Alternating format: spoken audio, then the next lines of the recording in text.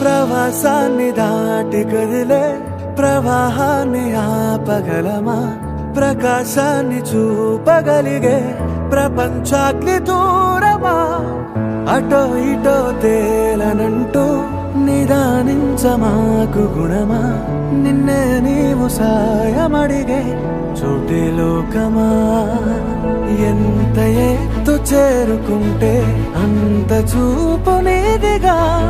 ఒక్క నేల పంచుకున్న ఇరుగు పొరుగై చూడు సూటిగా